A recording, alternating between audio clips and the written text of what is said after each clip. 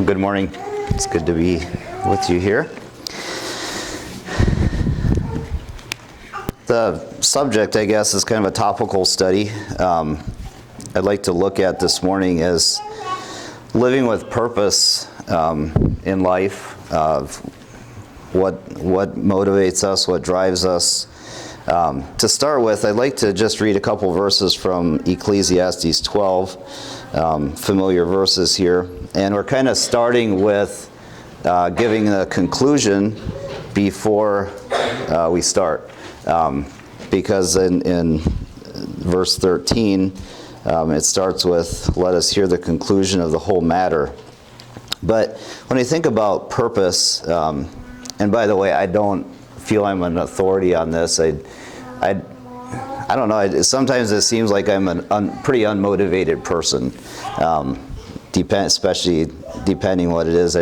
Sometimes I just don't care, and I probably am a little bit too much that way. Maybe a little too laid back. Some of you just seem like you're more focused than I am.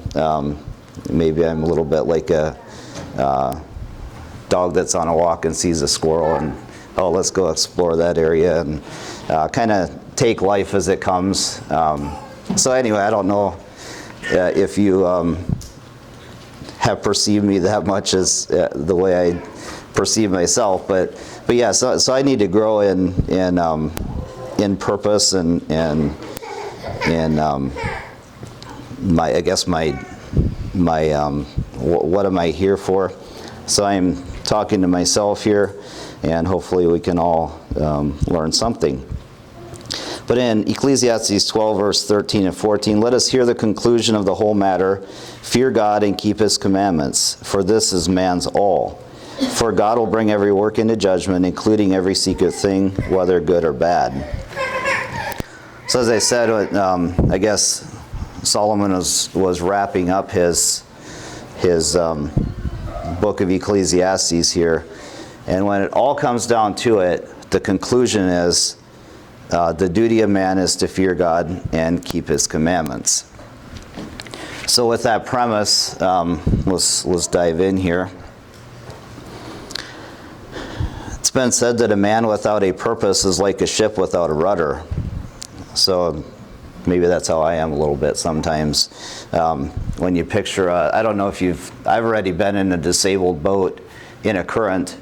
And we used to have a boat back in Wisconsin, and I remember one time we were going down the Mississippi River, and the thing just all of a sudden stopped. And some of you have had some experience with boats failing you. And so there we were. It was a pretty wide spot in the river, and it was just kind of like we were floating along. We weren't taking on water or anything, and that was all fine.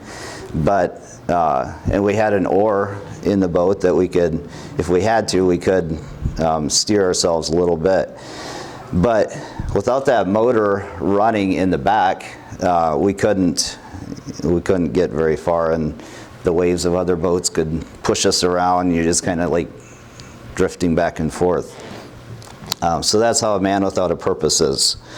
And if you imagine a big ship without a rudder, if you remember the Dali ship, I think it was called, that hit the bridge in Baltimore because of a loss of power. When you lose power, your rudder doesn't work as well, and it took down the whole bridge, big bridge too, and many millions of dollars. And so let's not be like that. Let's have purpose. Billy Sunday said that more men fail through lack of purpose than lack of talent. So what drives you in your life? What drives me in my life? Some of the things that can motivate us or cause us to have some purpose or direction, whether some of these would be good and some are bad probably. But things that can motivate us, one thing is guilt. Do you ever observe a child that may be guilty or something's bothering them, and boy, they're very helpful, and yet there's something parents can pretty easily tell if there's something deeper than that. But guilt can motivate us. Resentment and anger can motivate us. Fear can motivate us. Materialism can motivate us. Are we working, the main reason we're working hard is to get ahead and get rich? And I think probably a big thing that motivates us, maybe especially being part of a community, is the approval of others, seeking to be approved by others. Does peer pressure drive us? Do the expectation of our peers or those around us motivate us to do things? And these things aren't all bad motivations. They can motivate us to do good things, but yeah, we need to keep them in check, and make sure that we're not losing our main focus and remember what the duty of man is. There's a lot of advice, there are a lot of books out there about finding purpose in your life. You probably heard of Rick Warren and his book, The Purpose-Driven Life, that has sold over 50 million copies. Glenn, you have a ways to go yet on your book, but at least I assume so. But, people are eager to try to find their purpose in life, and selling over 50 million books on the purpose-driven life shows that. People have a hunger to find their purpose in life. So what is that? And so we're coming at this from a Christian's perspective, and which of course is a lot different than the world's perspective. The world seeks to gain, maybe materialism would motivate people of the world more than us. I trust and I hope that's the case, although it's not always been the case that it can be found among us too, I believe sometimes. Materialism can, as a motivating factor or purpose in our life. We can find purpose in doing God's will in our lives so we can accomplish His purpose for our lives. So, like I said, we're coming from a Christian perspective in this, and so I think finding God's will for our lives is key. I've wondered sometimes can someone live a purpose-filled life without a life dedicated to doing God's will? You take somebody out there, maybe they plan a big project. I think Raymond recently talked about the Big Dig. I've also thought about I have a book on the Quabbin and all the history and things that were involved with that back in the 1930s, I believe it was. Even further back than that, I was looking. There's actually a hymn that's written. It's in that book that I have on the Quabbin. But in 1848, there was a celebration in Boston called Water for Boston Celebration. Happened on the Commons there, and that was celebrating a years-long project to get water from a reservoir about, I think it was 15 miles out of Boston. And anyway, this is a big engineering feat, especially at the time. I found it really interesting that somebody actually wrote this hymn, and they acknowledged God as the uncreated being, and it mentions in there how water from a stream, and I guess they dammed up this, kind of like they did with the Quabbin, and I can't remember now what the name of that reservoir is called. Maybe some of you know.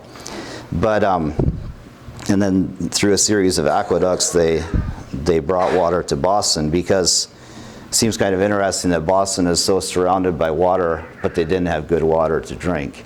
And seems kind of ironic, but I guess you can't drink seawater, and especially back then, They didn't have plants to treat salt water. But anyway, there's this, people had a vision, they had a purpose to get this, to get water to the people of Boston. It was a growing city, and it was a real need. They couldn't fight fires, and they didn't have good drinking water and good cleaning water and things like that. So did those people feel a sense of purpose and accomplishment because of this? I believe they did. And so I think we can have purpose and find purpose and a sense of accomplishment in things we do, as well as in then bringing it to a spiritual side. We can, but yet for the Christian, I believe that always needs to be tied in, that we're discovering what God's will is for us, and we feel that, or we seek after finding purpose in serving Christ.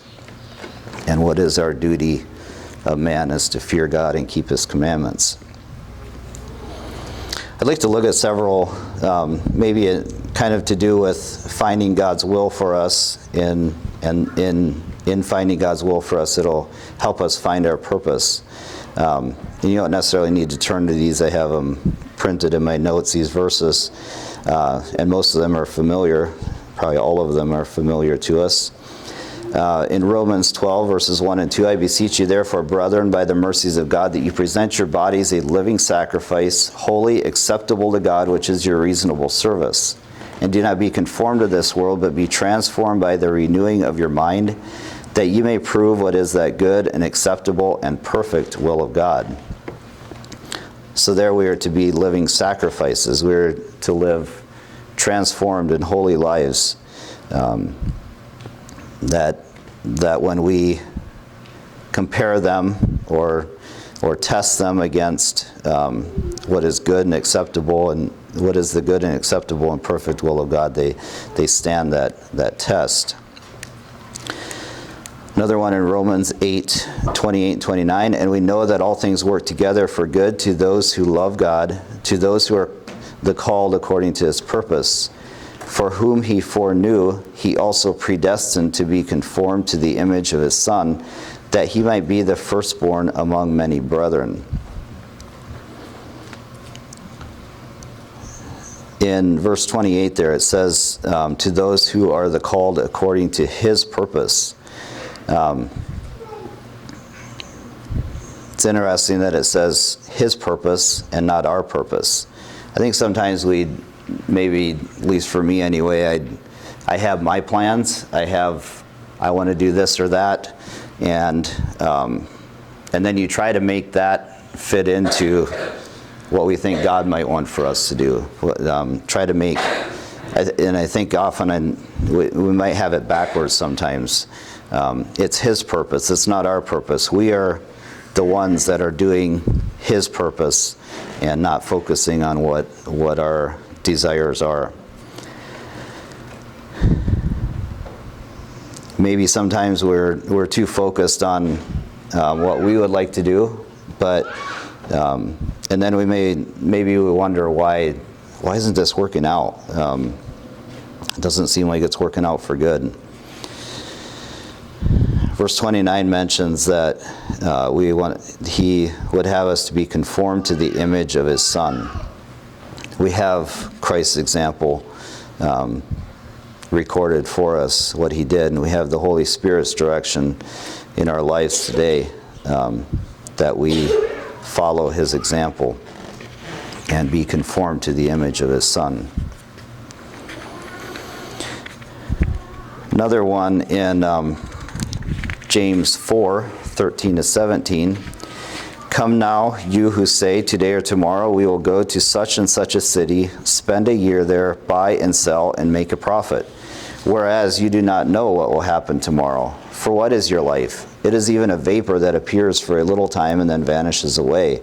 Instead you ought to say, if the Lord wills, we shall live and do this or that. But now you boast in your arrogance. All such boasting is evil. Therefore, to him who knows to do good and does not do it, to him it is sin. Now that might make it seem like we don't have much purpose in life. What is our life? It's just a vapor.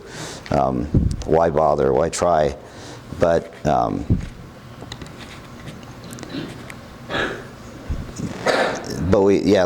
talking about all these plans we have, our to-do list, things that we need to accomplish every day, or every week, or we have plans. We have plans laid out, and lists can help us in feeling a sense of purpose. It can keep us organized so we can stay focused, and it's like they can help out a lot in organizing our lives, I guess.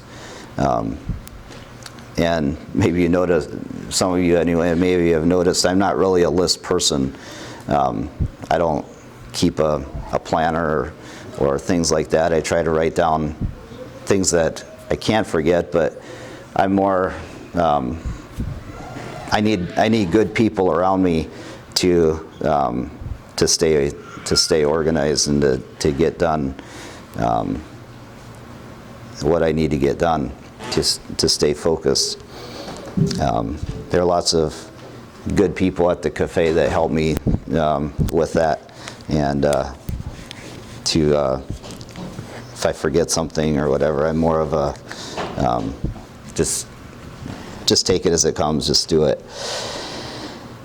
Anyway, so I appreciate people that write down a lot of stuff and things like that. But yet, at the same time, there needs to be a balance there. We can have all our lists made and our plans made, and I've heard of examples of people that something more major came up, maybe almost an emergency type thing, and they couldn't do that because it wasn't on their list that day. And so we need to keep that balance of not being too, if it's not on our list or our to do that day, that we need to have some flexibility there as well. Because sometimes the Lord's will for us is to change our plans for a day, and our day may look totally different at the end of the day than we thought it would at the beginning. So we need to have some flexibility as well with that.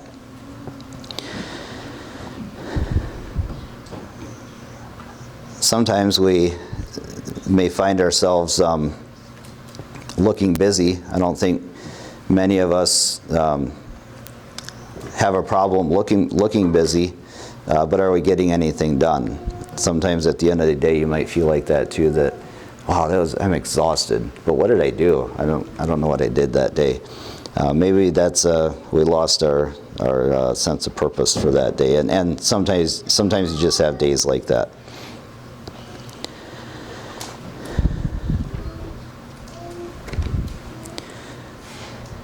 There's talking about this, there's plenty of activity, but yet not much production. I'll read this little story I came across. One of golf's immortal moments came when a Scotchman demonstrated the new game to President Ulysses Grant, the new game of golf. Carefully placing the ball on the tee, he took a mighty swing. The club hit the turf and scattered dirt all over the president's beard and surrounding vicinity, while the ball placidly waited on the tee. Again the Scotchman swung, and again he missed. Our president waited patiently through 6 tries and then quietly stated, "There seems to be a fair amount of exercise in the game, but I fail to see the purpose of the ball." So there was a lot of activity, but the key component in the game didn't know the purpose of. So hopefully our lives aren't feeling like that. Let's turn our activity into productivity. 1 Corinthians 9, and I think I read this passage. I really like Paul's attitude here. his thoughts here. I think I just read this recently, maybe on a Sunday morning. But anyway, I'll read it again. 1 Corinthians 9:24-27. Do you not know that those who run in a race all run, but one receives the prize? Run in such a way that you may obtain it. And everyone who competes for the prize is temperate in all things. Now they do it to obtain a perishable crown, but we for an imperishable crown. Therefore I run thus, not with uncertainty. Thus I fight, not as one who beats the air. But I discipline my body and bring it into subjection, lest, when I have preached to others, I myself should become disqualified. So we run to win, and that talks about this prize, this imperishable crown, and that's what we're seeking. We're seeking that, and that will, when we have that in focus, it'll give us a purpose. It'll keep us focused and give us a real sense of direction as we run our Christian lives. So we look towards that prize. We discipline ourselves so we are not distracted. And one of the things, it's easy for me to get distracted, and that's one of the hazards of studying on the computer is I'm studying for something and then something triggers and, I should quick Google that and see. And then you can quickly get down a rabbit trail. So that's one of the things I need to work on, is not being so easily distracted. And with technology anymore, that's, at least for me, it's a real thing. I should, just quickly check this, and it can turn into a big time waster and distract us from what we were after in the first place. Do we have a sense of purpose every time we sit down at the computer or pick up our cell phone or a book we read or whatever? Let's keep our focus.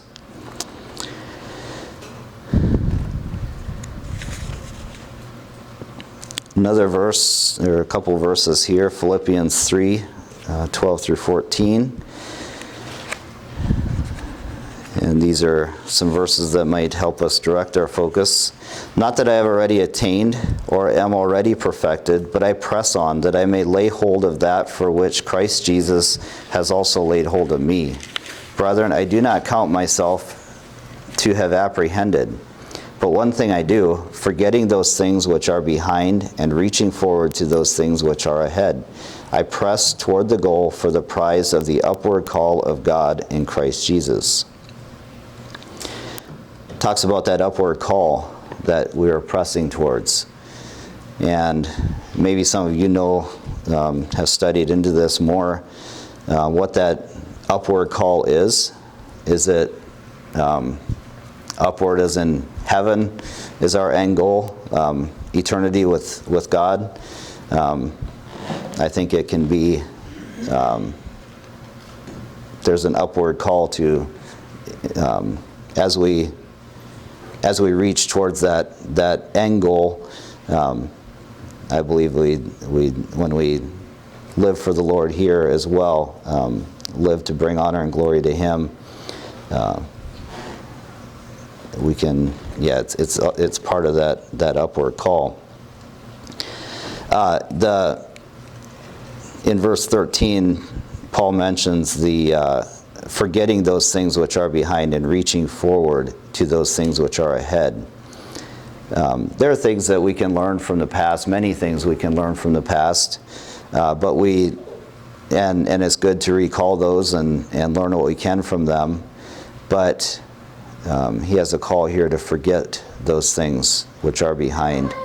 So some things we do need to forget. We need to leave those in the past and reach forward. And I think we'll feel much more of a sense of purpose and direction as we do that. Colossians 3:22-24, Bondservants, obey in all things your masters according to the flesh, not with eye service as men pleasers, but in sincerity of heart, fearing God. And whatever you do, do it heartily as to the Lord and not to men, knowing that from the Lord you will receive the reward of the inheritance, for you serve the Lord Christ. Paul talking to bondservants here, or slaves, to do everything heartily as to the Lord. And, you'd think that, and I kind of gather the Greek word anyway for bondservants would have the idea of slaves. When we think of slaves, we think of people that worked not for money necessarily. They worked because they had to. But he's even calling them to work heartily as to the Lord. Thinking about that, giving our all.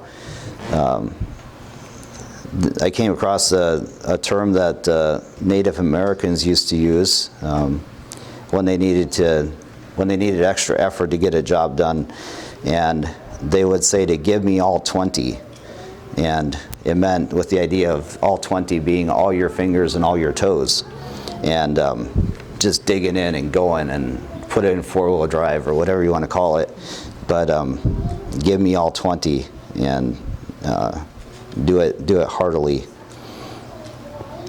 I worked with my uncle on my dad's side for different times throughout my career, and it was always enjoyable. And I enjoyed his insights and stories, and he's a big storyteller and things like that. But anyway, he told me one time when we were walking from one place to the other on the job, and he commented on how fast we were walking.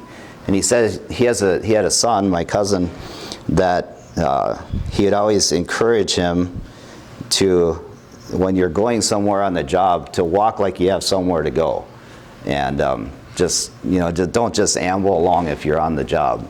And his son was more of the laid back type, and he just kind of saunter along, and so as my uncle would try to encourage him to act like you have somewhere to go. So thinking, with giving or doing everything heartily as to the Lord, do we do this in our work? Do we do that in our church life? Do we do that at home? How can we do this better? I know I can grow in this. Do I view my job as just a way to keep a roof over my head and food on my table, or do I look at the longer range goals of coronation, and how we want it to be there for years to come, to be an outpost for God's kingdom there in town. So how do we view our job? Do we look for opportunities to bring God's kingdom here on earth? I think one thing that can make a big difference kind of along these lines, and it can go into other areas of our lives. My dad likes the term intrinsically motivated or extrinsically motivated, and intrinsic motivation would be more like it will make a difference in how you do a job. So if you're intrinsically motivated, it's because you want to. You do it because you want to. You don't do it for a external reward that you might get, or whether that's a paycheck or the praise of man, or punishment if you don't do it. So extrinsic motivation would you could do the same thing.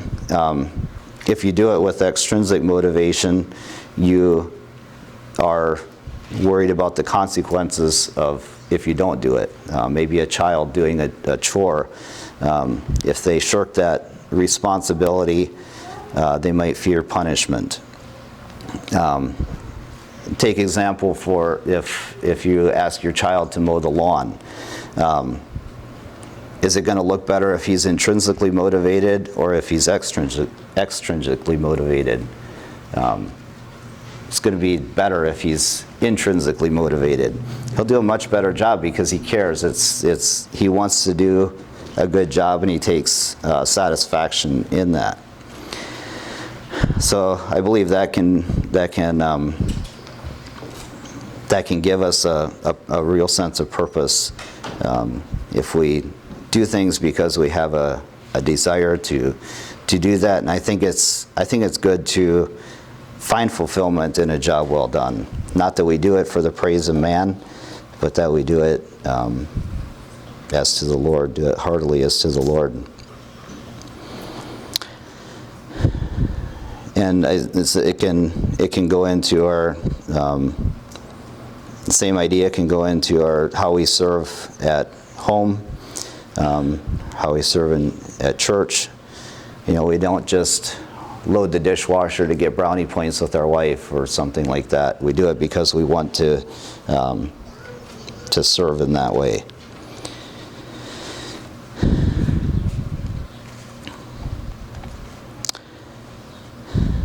I'm about done here. In 1963, there was a sign put on the door of the University Christian Church in New York that said, "Gone out of business, didn't know what our business was."